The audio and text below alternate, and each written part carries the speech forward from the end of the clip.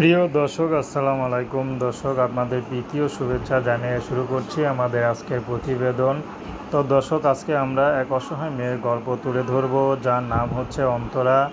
অন্তরার বাবা বিয়ে করে চলে গেছে। তো অন্তরার কোনো খোঁজ খবর নেয় না। অন্তরার পরিবারে মা আছে, ছোট একটা ভাই আছে। তো অন্তরা বাবা বিয়ে করার কিছু 6-7 মাস তাদের খাবার খরচ দিত, তারপর থেকে একবারে বন্ধ করে দেয়।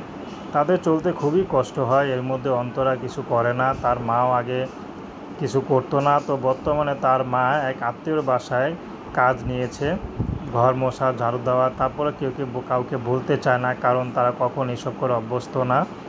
তো কি করবে, এখন পেটের দায় করতে হয় পরের বাসায় কাজ। তো অন্তরার বিয়ের বয়স হয়েছে, অন্তরা বিয়ে শাদী করবে।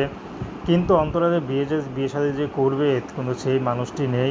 যারাই আসে তারাই শুধু যৌতুক চায়। তো অন্তরা এখন ইউটিউবে এসেছে ভালো একটা জীবনসঙ্গীর আশায়। সেই মানুষটি যেমনই হোক, হোক বিবাহিত, হোক বয়স্ক, তাতে কোনো সমস্যা নাই। যদি তার পরিপূর্ণ দায়িত্ব নিতে পারে, তাহলেই অন্তরা বিয়ে শাদী করতে রাজি আছে। অন্তরার ব্যক্তিগত কোনো পছন্দ নেই, অন্তরার কোনো চাহিদা নেই। যদি গ্রামেও বিয়ে হয় বা শহরে যে ডিস্ট্রিক্টেই বিয়ে হোক, অন্তরা সেখানে যেতে রাজি আছে। অন্তরা বেশি পড়াশোনা করেনি, 5 পর্যন্ত পড়াশোনা করেছে, তারপর আর পড়াশোনা হয়নি।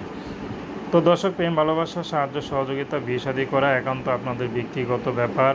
আসুন আমরা 5 ওয়াক্ত নামাজ পড়ি, সর্বদাই দেশের সেবা করি। আসসালামু আলাইকুম রহমতুল্লাহি বারকাতুহু।